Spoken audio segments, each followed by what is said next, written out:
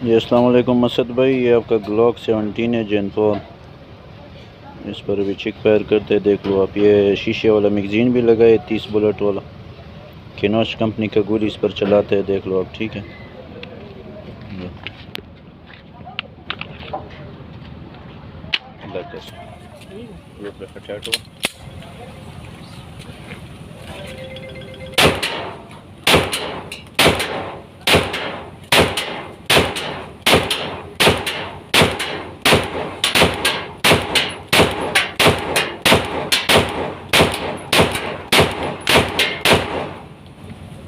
जी असद भाई, इसमें 21 बुलेट था किनोश कंपनी का, देख लो।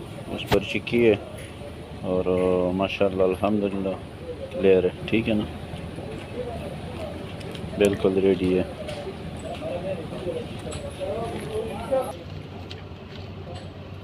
ठीक है असद भाई।